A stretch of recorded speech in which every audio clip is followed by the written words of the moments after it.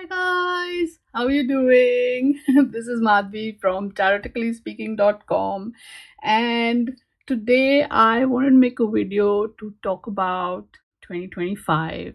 I wanted to wish you guys all the best for the upcoming new year as well, and I want to really get into it with the help of the cards, of course.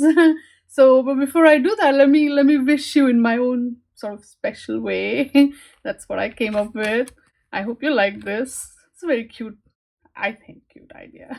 So, whether you are partying by yourself or whether you are partying with your friends and family, I hope you have a jolly good time and have a very good celebration for the New Year's, and so that you're ready for the New Year's.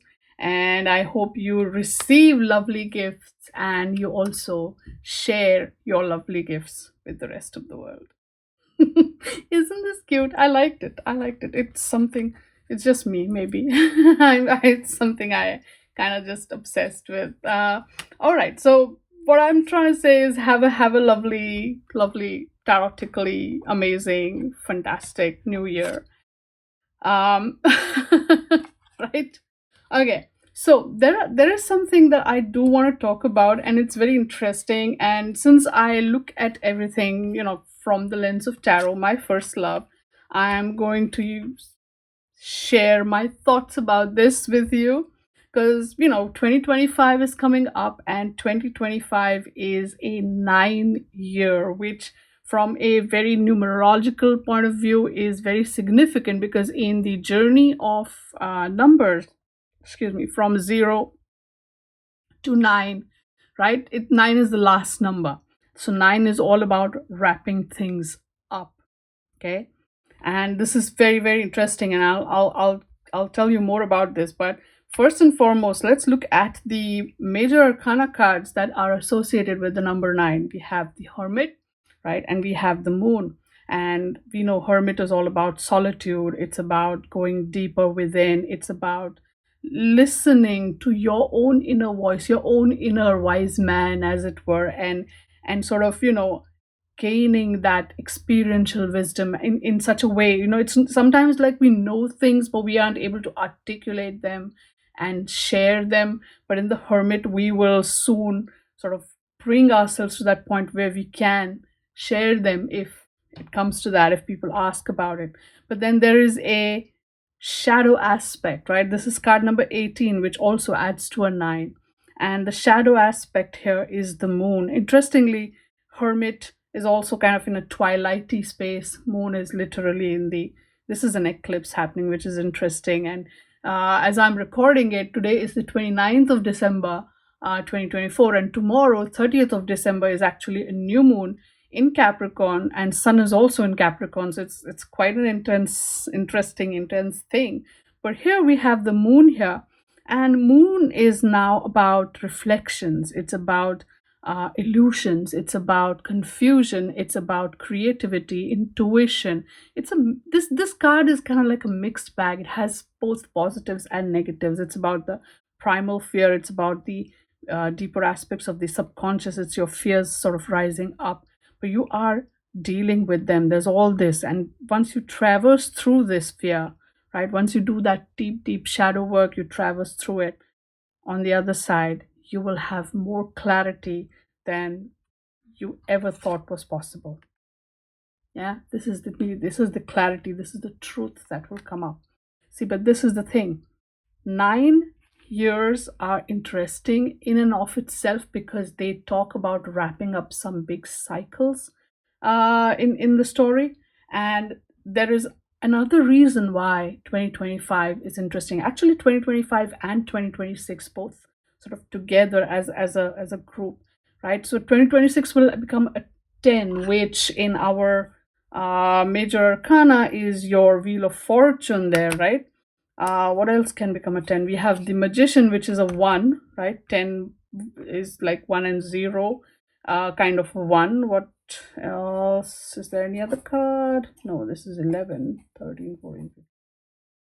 And then we have 19. There you go. This adds to a 10, which again becomes a 1, right? So 2026 is going to be even more interesting when the time comes. I'll make another video for that, I'm sure. But we have the Wheel of Fortune, the Magician, the Sun, all these energies coming up for you. But before we can get to this, we have to deal with this, right? And if we also interestingly look at the nines in our minor arcana, I want to sort of also talk about that a little bit. Let me move this up here a little, right? So when I say that, okay, nines are where the cycle ends, right? So look at the Nine of Swords. Here we have this person all deep in the depths of their despair, their anxiety, their worry. Technically, numerically, the story ends here, but no, we have a 10, which technically is a 1 and a 0, right? But here, this 9 energy gets stretched. So when this energy gets stretched too much, extended, we finally get a situation where this guy's lying down on the ground with 10 swords stuck in his back. It's just too much, right? That's the extreme. When you take this energy to the extreme, you get this, right? Next, we have the Nine of Wands, right? The whole journey of Wands, this guy has experienced highs and lows and is hurt, right? He's experienced bad and he's experienced the good stuff. So he's ready for the good stuff, but he's also prepared for the bad stuff, which is why he builds that little sort of protective wall. And he's like, I'm ready. But when this energy gets extended, and we are looking now not at the swords energy, which is all about the mind, and in the nine it's all in despair. Here we have a guy who's prepared, who's ready to take it on despite his personal experiences. And so when that happens, when that energy gets stretched, we get to the 10 of Wands, where now he's like, okay, fine, give me all the wands, give me everything, my head is stuck in this wands, I don't know where I'm going or coming. He's extended that energy and he's pulled it too far, right?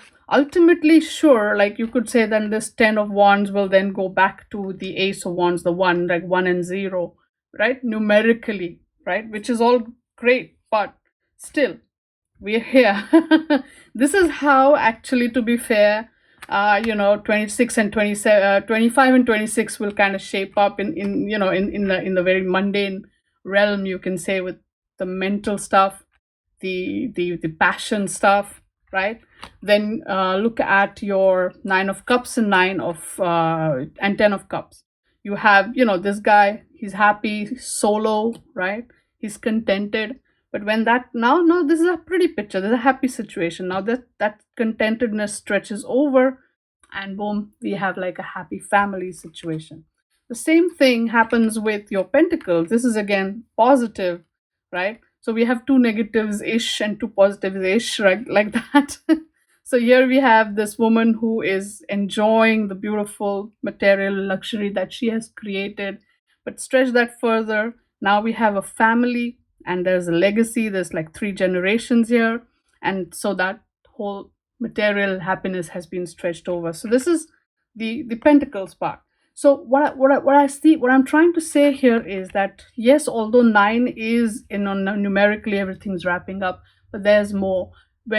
So just like 9 and 10 stretch into each other like that in the minor arcana, you will experience this energy stretching into 2026 and 2027. Oh, sorry, not wait. This is 25 and 26.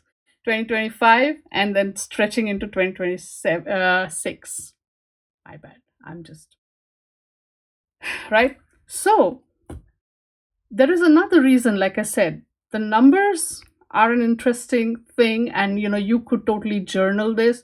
In fact, I will encourage you to look into these cards and see what they have to tell you. You can write down, you can do readings about it, like put this card in the center, pull cards around it, that kind of a thing. There's a lot of readings you can do to say, hey, what does this card hold for me? But and you can look at the minors and all of that. There's another reason why this is getting to be intense and fun. And that is because of what's happening in the skies with the astrology part of the story. So we have Pluto, right? And in November, Pluto moved into Aquarius. Okay, these cards are from the if you're wondering, these cards are from this deck, the star codes. Astro. This is a pretty cool deck. Uh, Anyhow, so Pluto, as it says over here, rebirth. And this is, these are just keywords, but there's more to each sign, I'm sure, obviously. So Pluto here moved into Aquarius. This happened in November this year, 2024.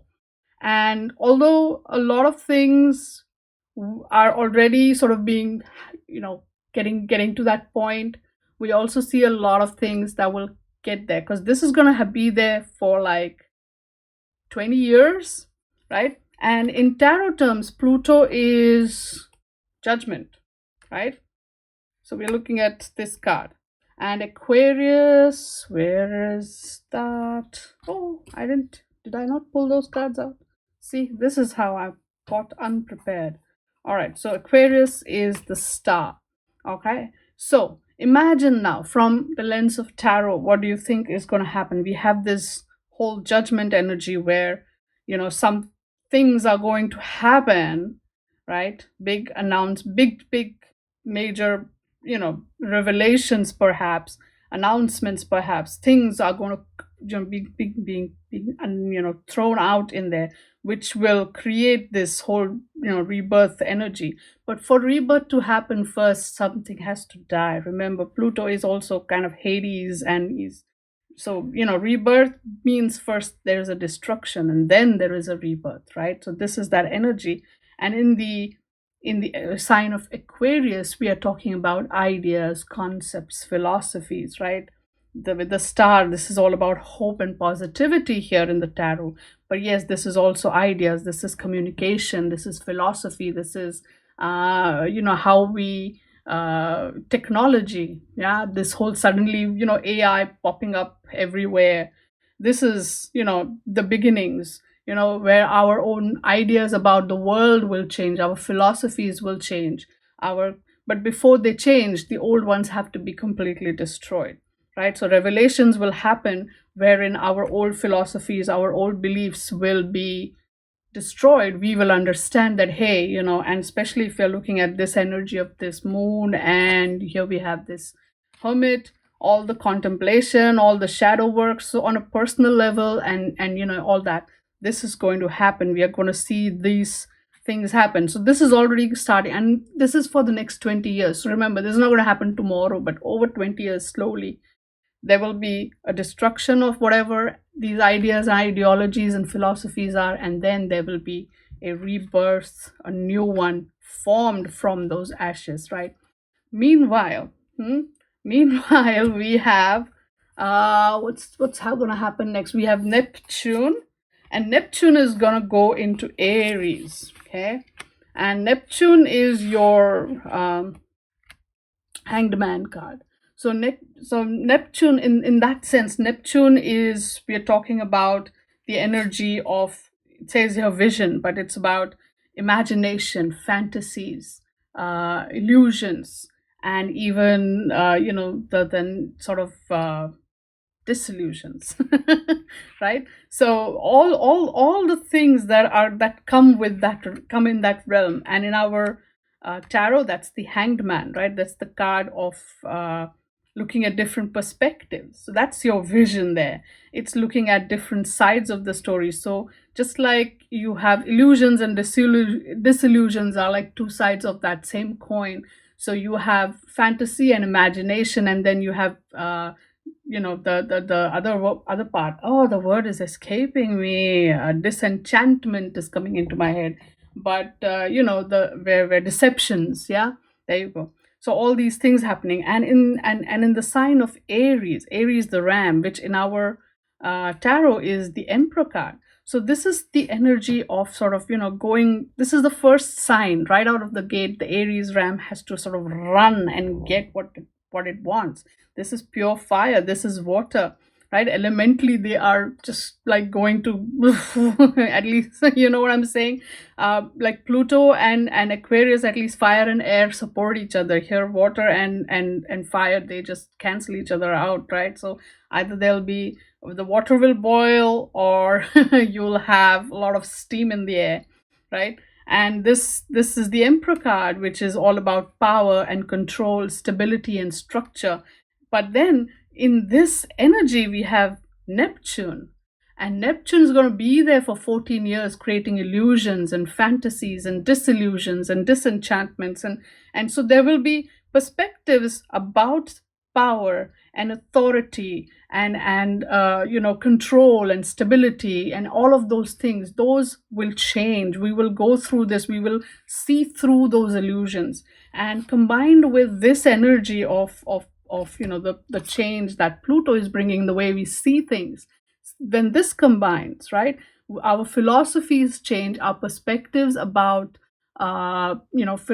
principles change, our ideologies will go through a change. And here our ideologies about control, about structure, about the way things are meant to be, for instance, right, we will see through the illusory nature of it and see right past the disenchantment. We have to go through this, and we have to come out on the other side and to see that clear vision, the different perspective. And so while the Pluto is going to be like 20 years, this is about 14 years. So, and interestingly, this has already happened, the Pluto thing, right? This has already happened. This will happen. This isn't going to be in March, right? This is in March. Things will move here in Neptune. So, first of all, these are like big, distant planets, so their effects are long lasting. Okay. So, and I don't think, I don't know. I mean, there's a mathematical probability, of course, that this has happened once before, twice before, I'm sure. Planets revolve and so forth. But right here, right now, with the 9 year where everything is wrapping up, now we are seeing these old, because they are moving from one sign to the next. So something is ending and a new big chapter, big cycles are beginning, right? So we are seeing that 9 energy happen even in the sky. So there's that Neptune thing happening. And then finally we have Uranus. And this is going to be when? July, I think. Yeah. So Uranus will move into Gemini. And these are both air. So at least, again, favorable.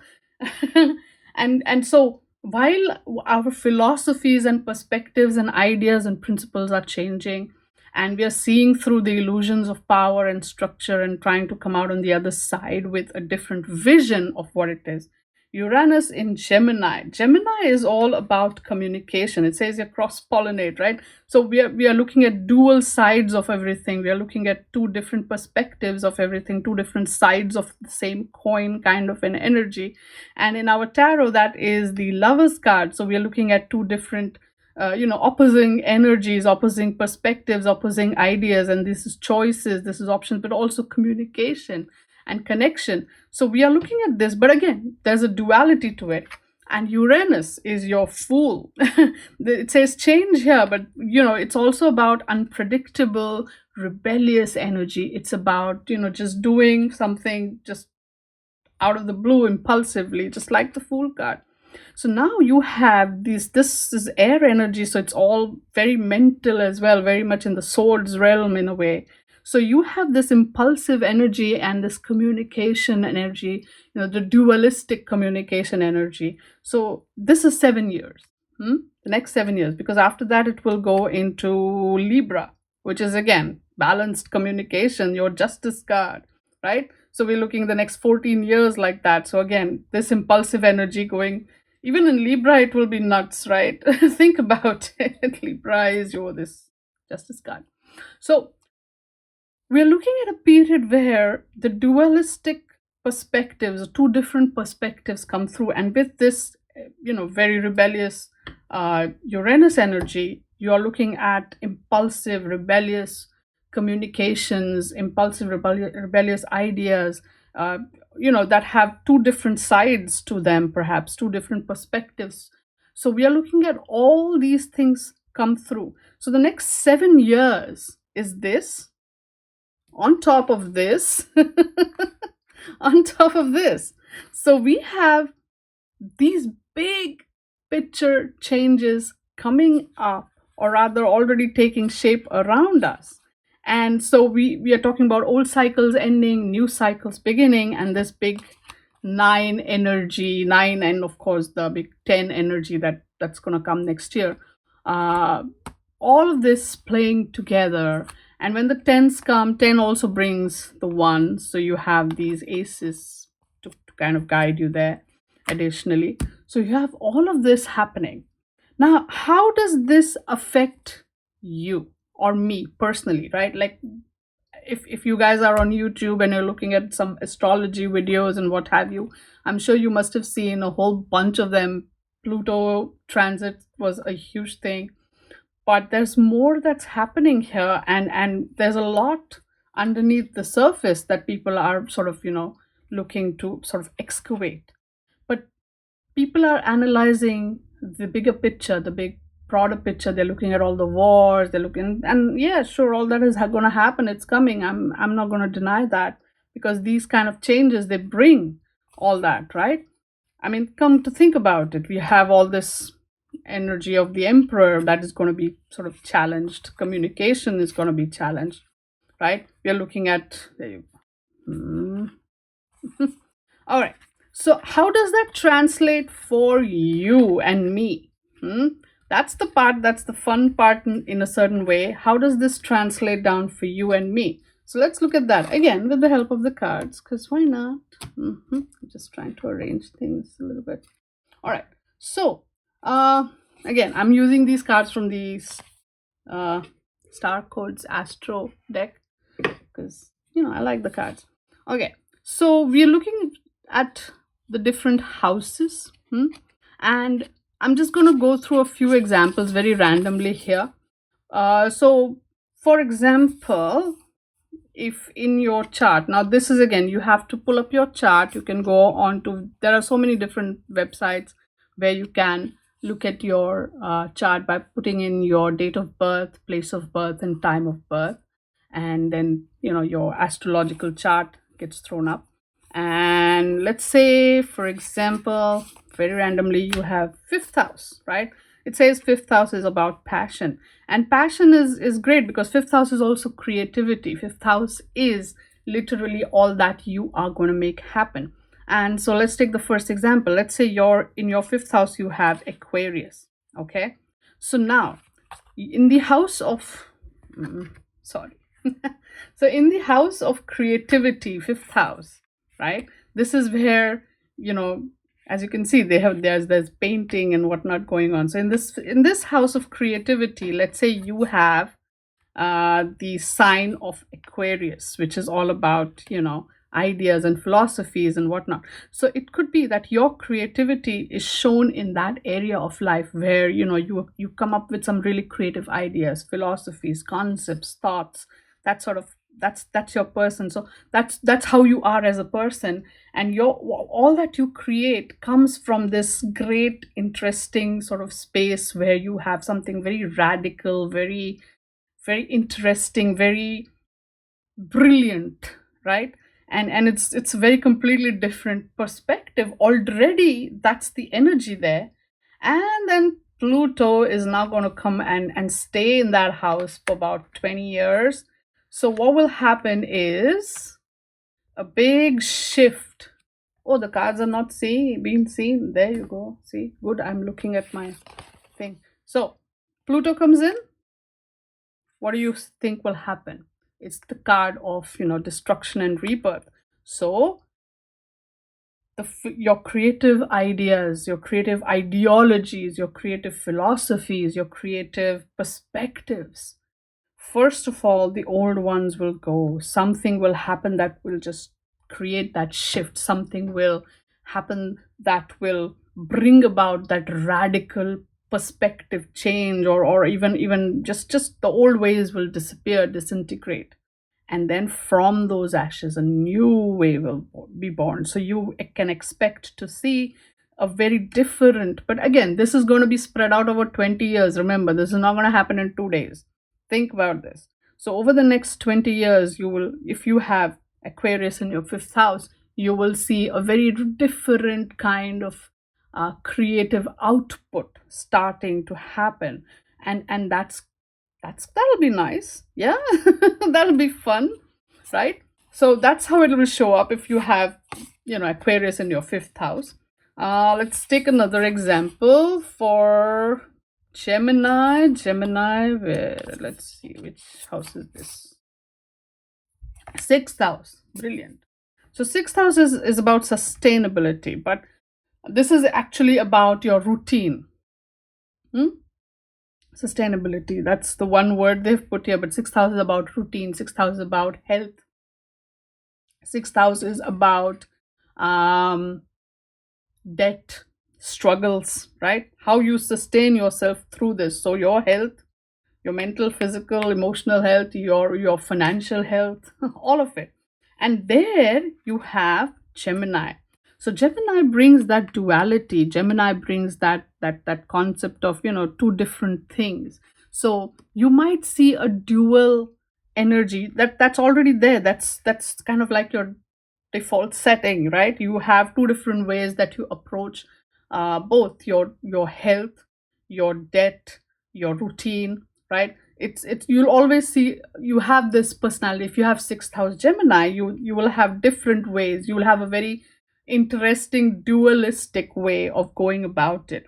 And now, what's coming in Gemini? We have Uranus, right? So you got this change. So with this you will see now with your health you will take impulsive decisions, right? Completely maybe opposite to what you've been doing so far. You might find yourself with your debts suddenly maybe doing something rebellious or impulsive. You might find yourself, with your struggles, especially with Gemini. Maybe the struggles are also about communication. You might end up saying something. In terms of your routine, you will see yourself trying so many different changeable routines, right? This energy will bring that rebelliousness somewhere in you, and especially in the sixth house. With sixth house already with the default setting of struggle, all that you do, all the impulsive, crazy things, it will still be a struggle. But it'll be fun, I think. Should be. What about another example for your Aries? Let's say, for example, which house is this now? It's the 10th house, which is the house of authority. 10th house is about, what you create in the material world. 10th house is, yeah, you create your authority. It's how you show up in the material world, right? What you have created, the name you create for yourself in the material world.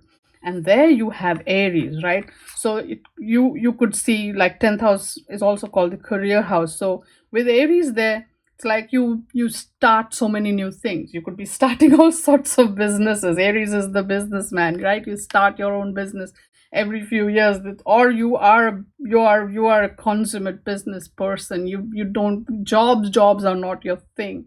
You're self-made entrepreneurial spirit, always getting into something, starting something. It's all about ruling and controlling. But now with Neptune coming in there, what do you think is going to happen?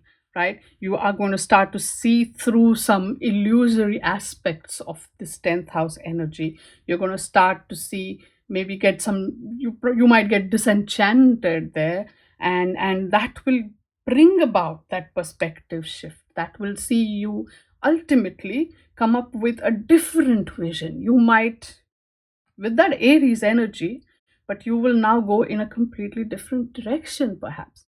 You know, but again, this will play out over 14 years. Just saying. So don't be like, oh no, if you have these placements, oh no, no, no, not like that. It will happen, and this is going to happen all at once, all simultaneously with all these things, which is why it's intense, because you have all these big cycles ending and starting, and we are in that 9 year. So it is like both the numbers and the stars, they're aligning. And that's why this year 2025 and the following year 2026 are going to be super duper intense. And it's from a very sort of a student perspective, right? It will be great, because not only are we going to all go through this like on a personal level, but and it's going to have a long lasting effect, at least 2 decades with Pluto, and a decade and a half with Neptune. 7 years is a long time with Uranus there, right? So we are all going to go through it. We're all it's not just like just me or just you or just this one or just that one. No, this is happening for all of us, right? Different areas of our life. So which the areas that I went through here, these are just random examples, but you could have different areas. So you want to look into that, look at which house it is. So go see your chart, and then you'll know which area of your life it is. Now, where does that leave us? We know now this is happening. We know this, this is coming.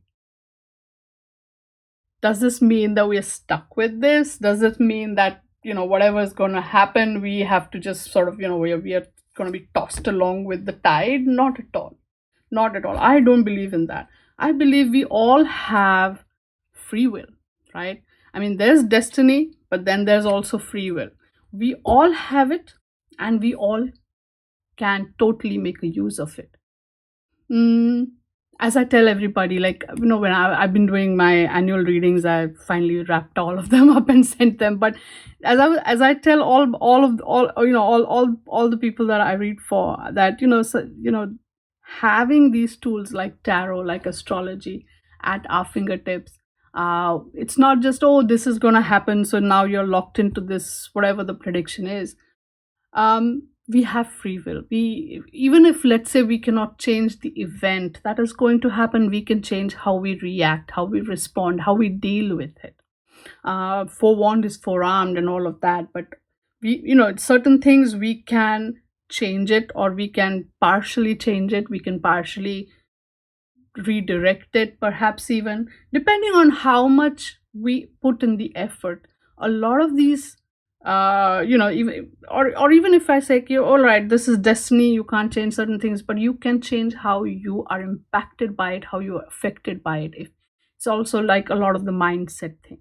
So knowing these, it's not just like, oh no, this is gloom and doom and we are we are stuck. No, we can prepare for this, and that's why we have these tools.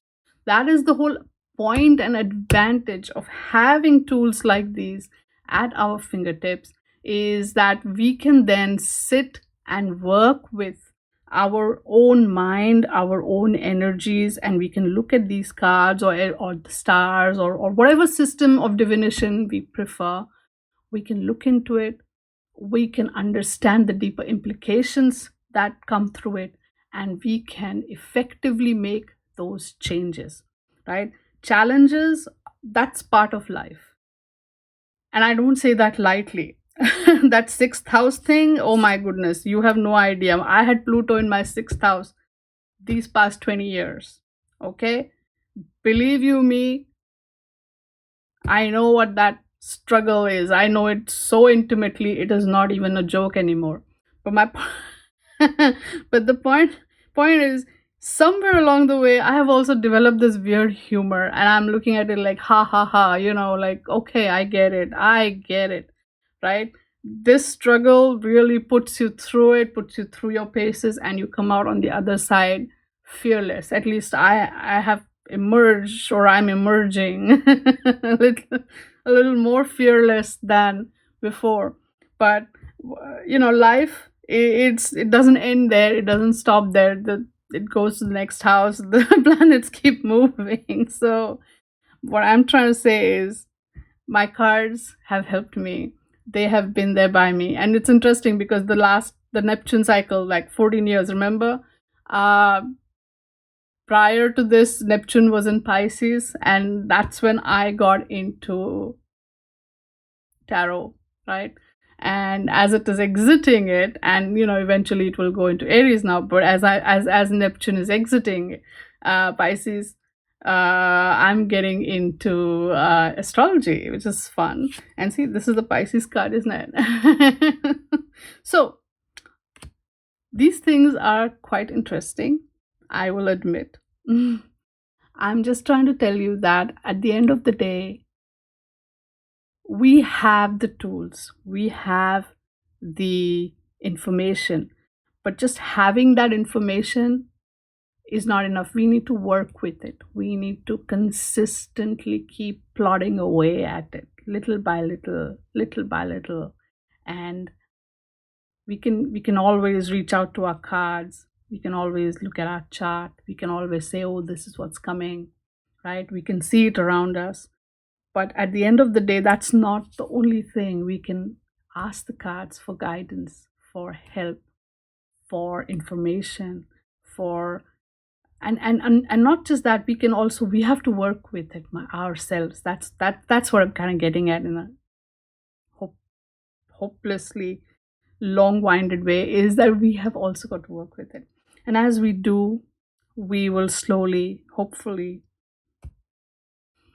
realize the depth of our own wisdom, our own experiences, our own insights, to the point that maybe we can then be in a position where we can, if people ask us, we can share that knowledge, that wisdom, and so on. Yep, so that's the whole thing. And of course, 2025 is around the corner. So happy new year. I hope you have a good time. I hope you have a fine sort of experience. I hope this new year brings the challenges and also the solutions to the challenges. And if at any point you feel that, hey, I'm feeling a little lost here, or I could do with some extra guidance, know that I'm here. I can always pull a few cards for you. You know that. So if you ever need to do a reading, if you need a little bit of consultation, I've got a bunch of spreads: Lenormand spreads, Kipper spreads, tarot spreads, so many different kinds of different readings, different ways. And now I'm slowly going to also integrate astrology into it. We can totally take a look at everything and figure out the best way forward. I mean, that's what we have all these tools for, isn't it? All right, so hopefully this was my short and sweet video for you guys, to wish you a happy new year, and brace yourself. It's gonna get crazy, and but also fun. And I mean, what's life if not for a few challenges and a little bit of adventure, isn't it? Right. So have a very, very interesting New Year's, and I will see you on the other side. And I hope to be there for you. And as much as you guys, are there for me. So thank you for that. I really, really do appreciate that. Stay good, be good, and play with your cards. Okay. And I will see you on the other side. Bye for now.